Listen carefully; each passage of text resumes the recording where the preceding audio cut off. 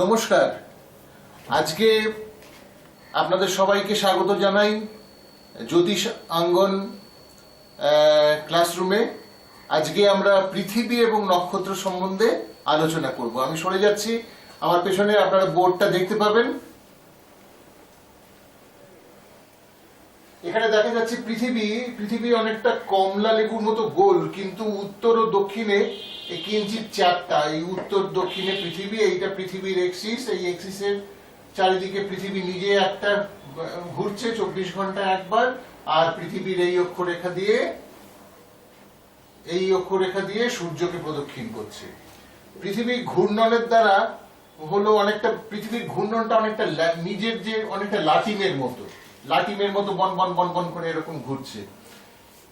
365 দিন 6 ঘন্টায় পৃথিবী সূর্যকে একবার প্রদক্ষিণ করে। এই যে সূর্যকে পৃথিবী একবার প্রদক্ষিণ করছে 365 দিন 6 ঘন্টায়।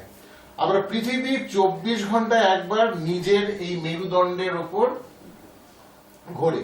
পৃথিবীর এই দুই রকম আবর্তন সত্ত্বেও আমরা প্রতিদিন দেখি যে সূর্যই যেন পৃথিবীর চারদিকে ঘুরছে। মনে হচ্ছে এই যে সূর্য যেন মনে হচ্ছে পৃথিবীর চারদিকে ঘুরছে। মনে হয় সূর্য পূর্ব দিকে উদিত হয় আর পশ্চিম দিকে অস্ত যায়।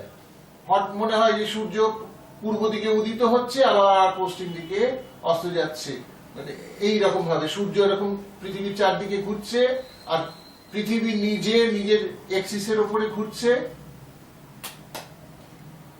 এই এক্সিসের উপরে পৃথিবী ঘুরছে, আর আমাদের মনে হচ্ছে পৃথিবী যেন পূর্ব দিকে যেন সূর্য উদিত হচ্ছে, আবার পশ্চিম দিকে সূর্য অস্ত চলে যাচ্ছে। এই পৃথিবীর এই ঘূর্ণনের জন্য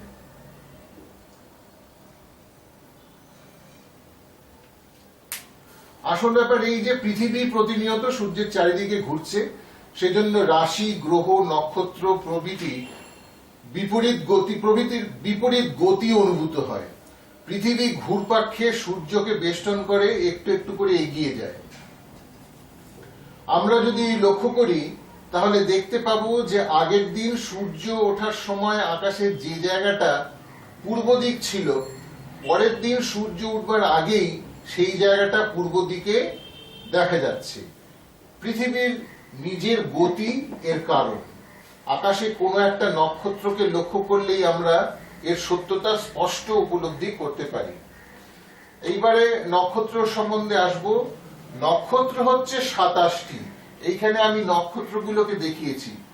নক্ষত্র হচ্ছে মোট 27টি। এই 8 ডিগ্রি কেন এঁকেছি আমি পরে বলছি। এই রাশিচক্র পূর্ব পশ্চিমে আকাশের গায়ে তেরছা ভাবে আছে। রাশিচক্র, এই রাশিচক্র পূর্ব পশ্চিমে আকাশের গায়ে তেরছা ভাবে আছে। এইটা হবে রাশিচক্র।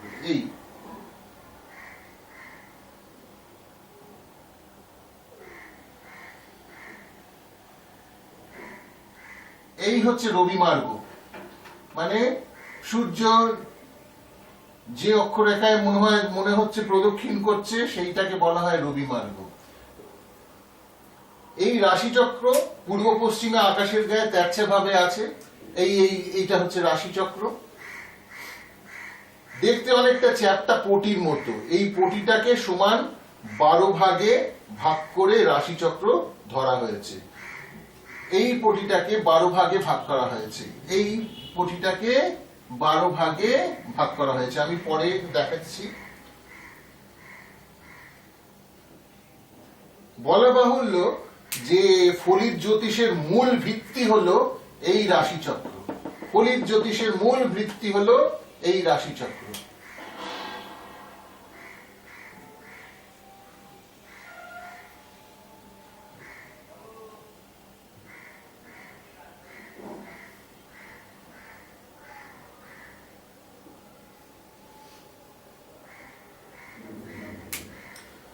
সূর্যের গতিপথের নাম রবি মার্গ।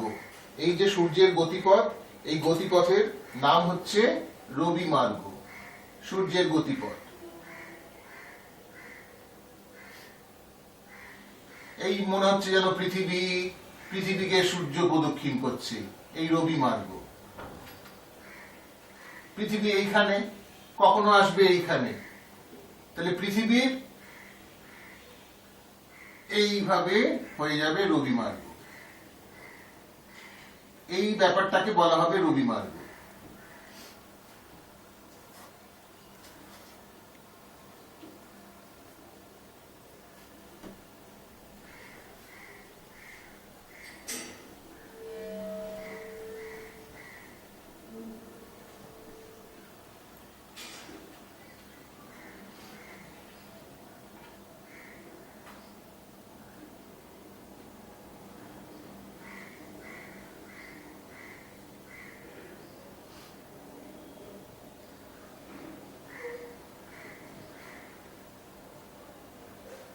এই পৃথিবী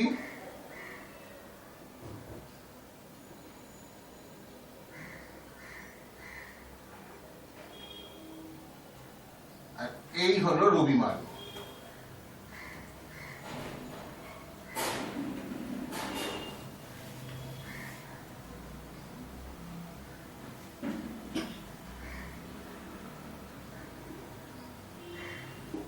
মনে হচ্ছে এটি সূর্যের গতিপথ, এটাকেই বলা হবে রবি মার্গ। রবি মার্গের দুই পার্শ্বে 8 অংশের মধ্যে যে সকল গ্রহ নক্ষত্র আছে তাদের প্রভাব রবি মার্গের উপর প্রতিফলিত হয়।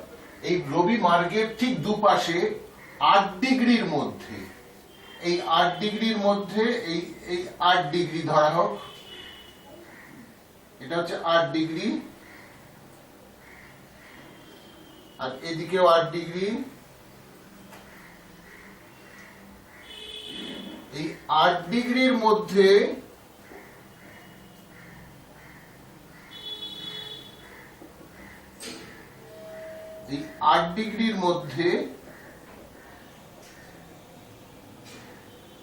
যে সমস্ত গ্রহ নক্ষত্রগুলো আছে তার এফেক্টই এই রবি মার্গের উপরে পড়বে।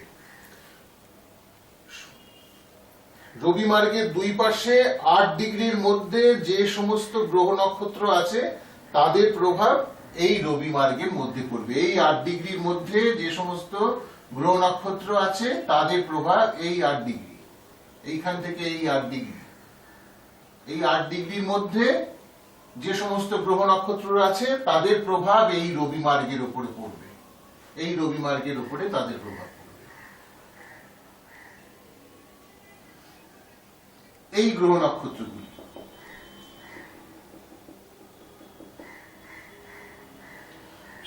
রবি মার্গের নিজের এবং এই গ্রহ নক্ষত্রের প্রভাব একত্রিত হয়ে পৃথিবী তথা পৃথিবীর জীবের ওপর পড়ছে।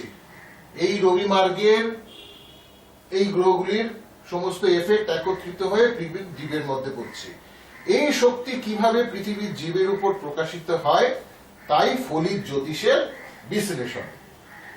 এবার আমরা নক্ষত্রের অবস্থান ব্যাপারে পড়ব। রবি মার্গের উত্তরে 8 অংশে নক্ষত্রের অবস্থান।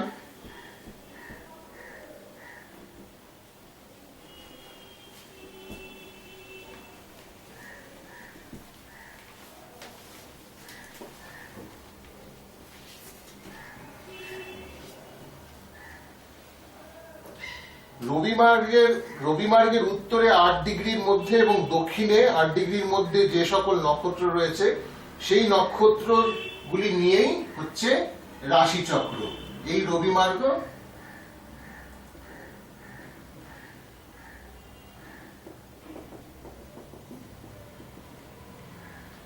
এর উত্তরে 8 ডিগ্রির মধ্যে, দক্ষিণে 8 ডিগ্রির মধ্যে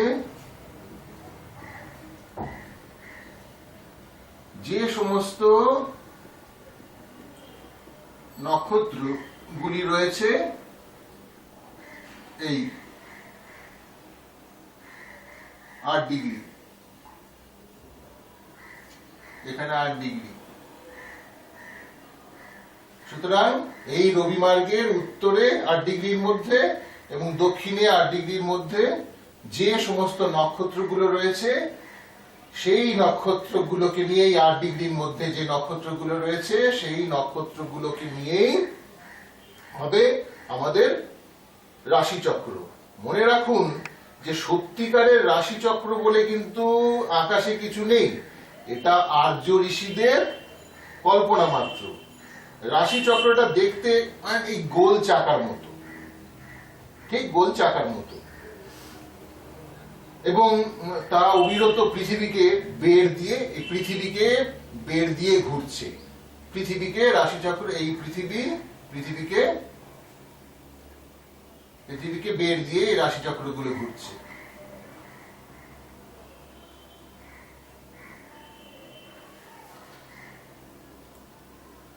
নক্ষত্রসমূহ ওই গোল চাকার উপর স্থির রয়েছে।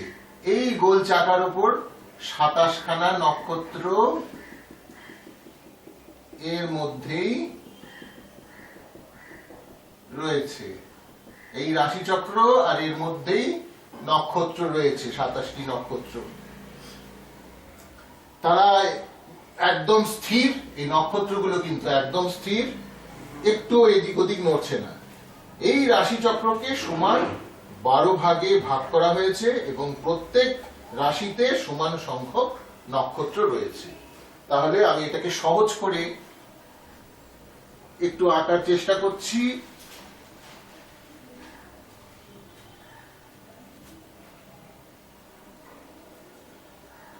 তাহলে এই রাশিচক্র গোল করে দিলাম, এই রাশিচক্রকে 12 ভাগে ভাগ করা হয়েছে। দেখছেন এই 360 ডিগ্রি।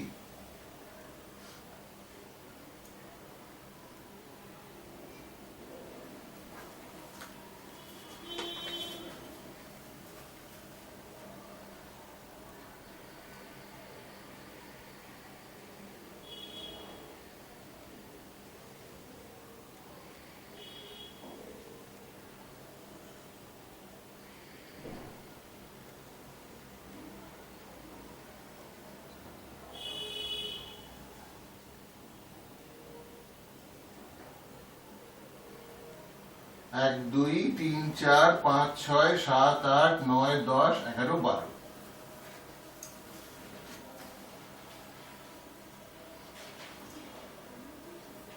নক্ষত্রের সংখ্যা মোট 27টি। এই যে 12 ভাগে 360 ডিগ্রিকে ভাগ করা হয়েছে, প্রত্যেক ভাগ হচ্ছে 30 ডিগ্রি করে। আচ্ছা, কিন্তু নক্ষত্রের সংখ্যা তো 27টি। এই 27টি নক্ষত্রকে 12 ভাগ করলে এক এক রাশিতে সমান সংখ্যক 2.25 নক্ষত্র করে পড়বে। এই প্রত্যেকটা রাশিতে এই 1, 2, 3, 4, 5, 6, 7, 8, 9, 10, 11, 12 প্রত্যেকটা রাশিতে 2.25 খানা করে নক্ষত্র পড়বে। আর এই 360 ডিগ্রিকে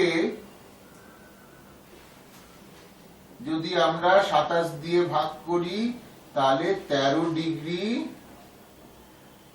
20 মিনিট করে হয়। সেগুলো হচ্ছে এক একটি নক্ষত্র, এক একটি নক্ষত্রের যে পরিমাণ সেগুলো হবে 13 ডিগ্রি 20 মিনিট করে।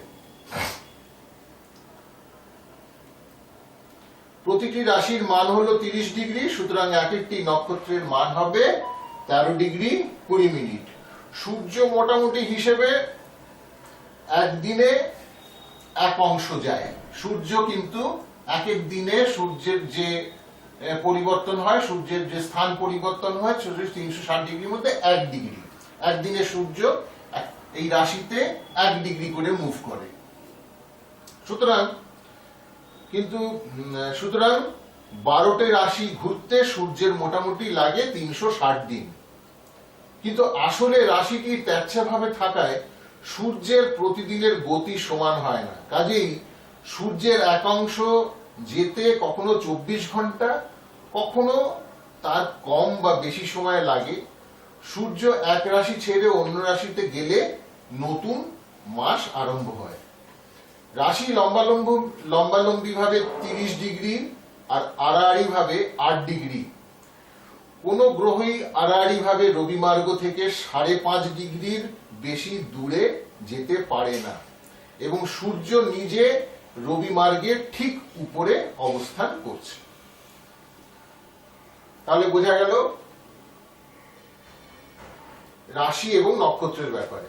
আচ্ছা, রাশি হলো 12টি, আমি এখানে দেখিয়েছি 12টি রাশি, যথা মেষ, বৃষ,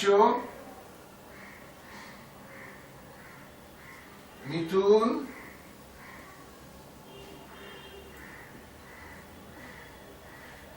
কর্কট, সিংহ,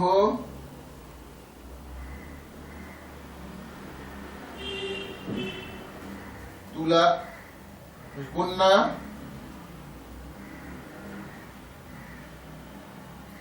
তুলা, বৃশ্চিক,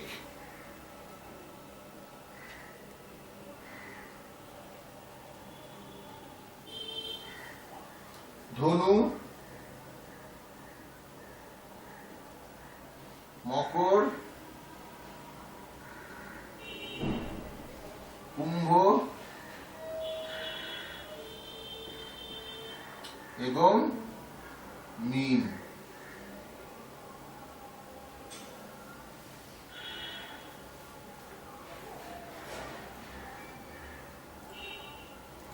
প্রথম রাশি মেষ থেকে পরপর এই বামাবর্তে গুনে যেতে হবে। মেষ 8 নম্বর, বৃষ 2 নম্বর, মিথুন 3, কর্কট 4, সিংহ 5, কন্যা 6, তুলা 7, বৃশ্চিক 8, ধনু 9, মকর 10, কুম্ভ 11, মীন 12।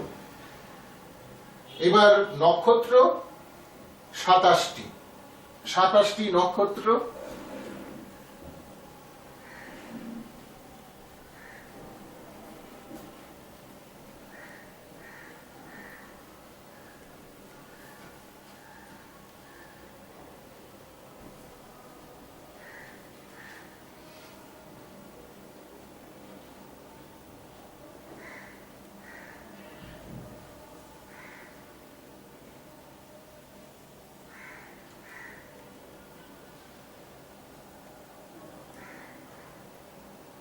নক্ষত্রগুলো কিভাবে থাকবে, কেমন ভাবে থাকবে, সেইগুলো আপনাদের আমি দেখিয়ে দিচ্ছি।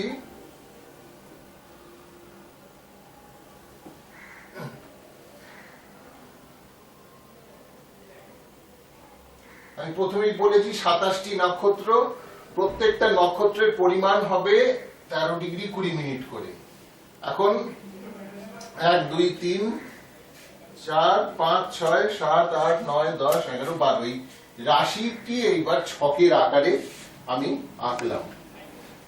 এই প্রত্যেকটা রাশি এই 30 ডিগ্রি, এই 1 নম্বর রাশি, 2 নম্বর রাশি, 3 নম্বর রাশি, 4 নম্বর রাশি, 5 6 7 8 9 10 11 এই 12। এই এক একটা রাশিতে নক্ষত্র আছে 3টে করে নক্ষত্র। প্রথম নক্ষত্র হচ্ছে অশ্বিনী নক্ষত্র,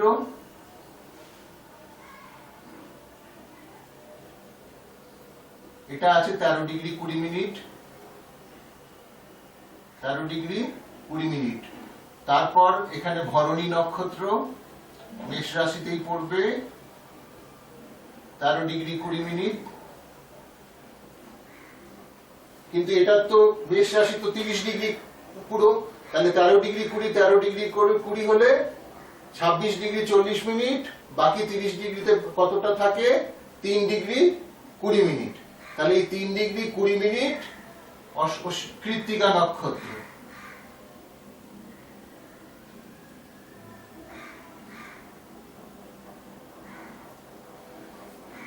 এই 13 ডিগ্রি 20 মিনিটকে আবার 4 ভাগে ভাগ করা হয়েছে।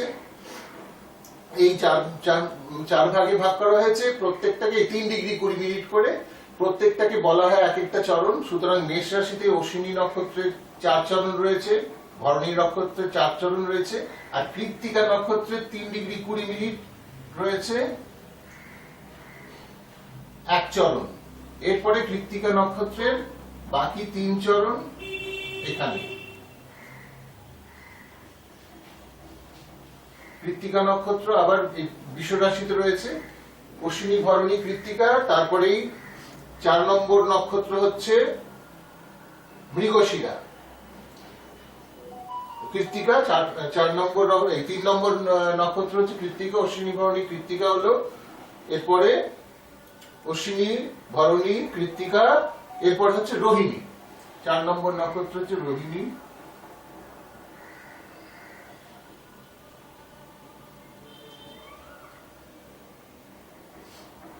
তারপর মৃগশিরা,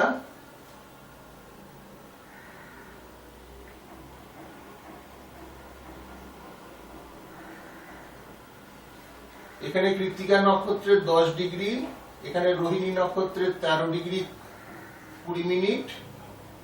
তাহলে 10 ডিগ্রি আর 13 ডিগ্রি 20 মিনিট হলো 23 ডিগ্রি 20 মিনিট, বাকি রইল 6 ডিগ্রি 40 মিনিট। এই মৃগশিরা নক্ষত্রের 6 ডিগ্রি 40 মিনিট। এই বৃষ রাশিতে গেল 2 চরণ। আবার মিথুন রাশিতে মৃগশিরা,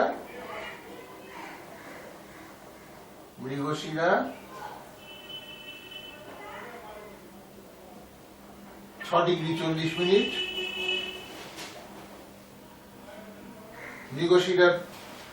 মৃগশিরার পরে আর্দ্রা,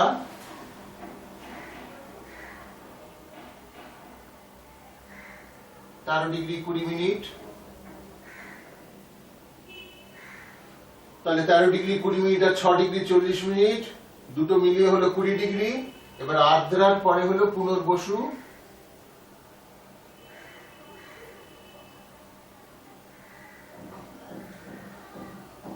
এখানে হলো 20 ডিগ্রি, বাকি 30 ডিগ্রি থেকে আর কত থাকে 10 ডিগ্রি। তাহলে পুনর্বসুর 10 ডিগ্রি এই নক্ষত্রে গেল। তার মানে কত এক এক ডিগ্রি 3 ডিগ্রি 20 মিনিট হচ্ছে এক এক চরণ। তাহলে পুনর্বসু নক্ষত্রের 3 চরণ, 3 ডিগ্রি ইন্টু 3 10 ডিগ্রি, 3 চরণ এই মিথুন রাশিতে গেল।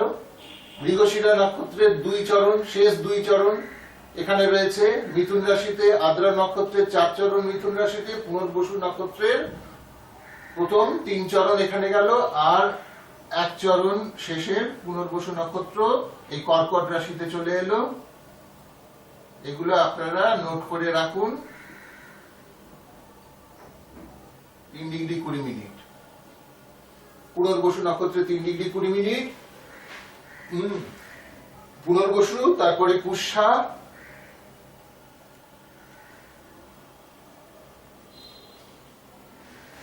তারপর অশ্লেষা নক্ষত্র। এই জ্যোতিষ শাস্ত্রের মানে প্রধান জিনিস, এটাকে মুখস্থ রাখতেই হবে। পুষ্যা নক্ষত্রের 13 ডিগ্রি 20 মিনিট। তাহলে 13 ডিগ্রি 20 মিনিট আর 3 ডিগ্রি 20 মিনিট দুয়ে মিলে হলো 16 ডিগ্রি 40 মিনিট। আর 30 ডিগ্রি হতে কত লাগবে 13 ডিগ্রি 20 মিনিট। তাহলে 13 ডিগ্রি 20 মিনিট, ব্যাস একটা আবর্তন শেষ হয়ে গেল। এইবার সিংহ রাশিতে আবার অশ্লেষা নক্ষত্র শেষ হয়ে গেল। এবার সিংহ রাশিতে হবে মঘা নক্ষত্র। এই মঘা আবার 13 ডিগ্রি 20 মিনিট করে শুরু হবে। মঘা 13 ডিগ্রি 20 মিনিট।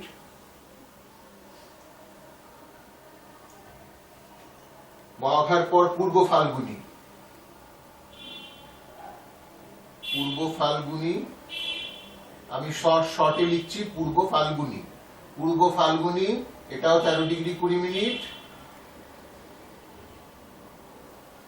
তারপর উত্তর ফাল্গুনী। উত্তর ফাল্গুনীকে আমি শর্টে উহ আর ফা এই লিখলাম, উত্তর ফাল্গুনী। দেখুন 13 ডিগ্রি 20 মিনিট, 13 ডিগ্রি 20 মিনিট, এই যেমন এখানে হয়েছিল। বাকি রইল 3 ডিগ্রি 20 মিনিট। উত্তর ফাল্গুনী 3 ডিগ্রি 20 মিনিট সিংহ রাশিতে চলে গেল। তার মানে মঘা নক্ষত্রের 4 চরণ, পূর্ব ফাল্গুনী নক্ষত্রের 4 চরণ, আর উত্তর ফাল্গুনী নক্ষত্রের 1 চরণ গেল সিংহ রাশিতে। এইবার আবার উত্তর ফাল্গুনী নক্ষত্রের বাকি শেষ 3 চরণ মানে 10 degree, 3 degree 20 minute into 3 10 degree এই কন্যা রাশিতে চলে আসবে। এই উত্তর ফাল্গুনী নক্ষত্রের এই 10 ডিগ্রি তিন চরণ কন্যা রাশিতে গেল। তারপর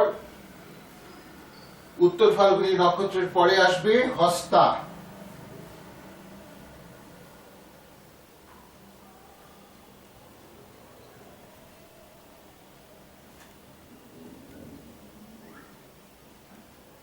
উত্তর ফাল্গুনী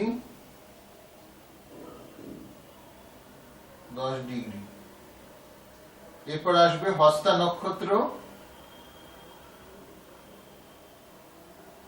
তার 13 ডিগ্রি 20 মিনিট কন্যা রাশিতে।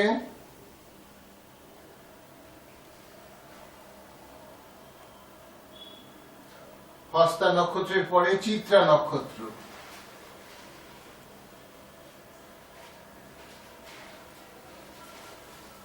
চিত্রা নক্ষত্র তাহলে 10 ডিগ্রি 13 ডিগ্রি 20 মিনিট, কত হলো 23 ডিগ্রি 20 মিনিট, বাকি রইল 6 ডিগ্রি 40 মিনিট। 30 ডিগ্রি হতে চিত্রা নক্ষত্রের 6 ডিগ্রি 40 মিনিট, মানে 2 চরণ কন্যা রাশিতে পড়লো। এবার চিত্রা নক্ষত্রের আরো শেষ 2 চরণ 6 ডিগ্রি 40 মিনিট তুলা রাশিতে পড়বে। 6 ডিগ্রি 40 মিনিট, 6 ডিগ্রি 40 মিনিট তুলা রাশিতে পড়লো। এবার চিত্রা নক্ষত্রের পরে স্বাতী তুলা রাশিতে পড়বে।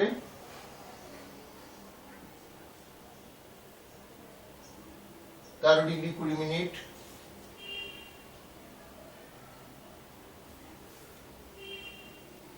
স্বাতীর পর বিশাখা,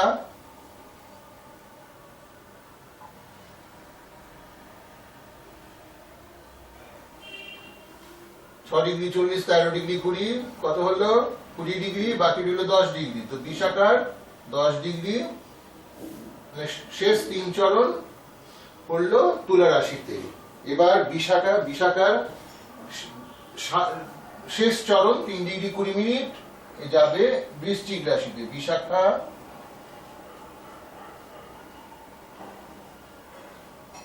3 ডিগ্রি 20 মিনিট। তারপর যাবে অনুরাধা নক্ষত্র,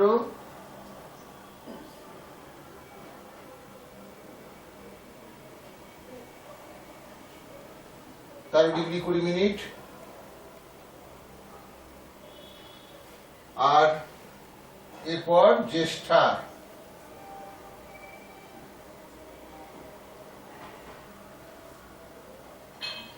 13 ডিগ্রি 20 মিনিট। হয়ে গেল 30 ডিগ্রি শেষ। এখানে আবার ধনু রাশিতে আরেক আবর্তন শুরু হবে, নতুন করে আরেকটা আবর্তন ধনু রাশি থেকে শুরু হবে। ধনু রাশিতে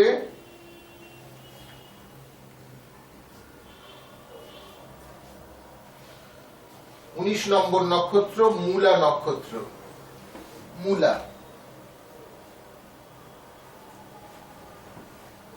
এখানে দেব মূলা,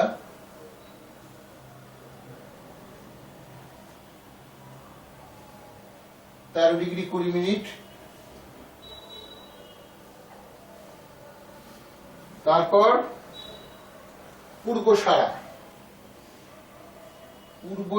নক্ষত্র,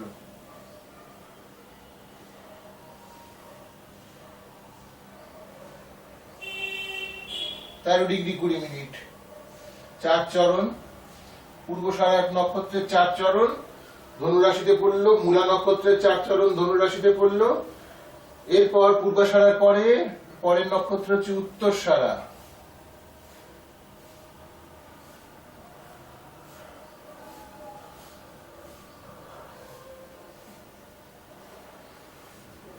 তাহলে উত্তরসারা নক্ষত্রের এখানে হবে 1 চরণ।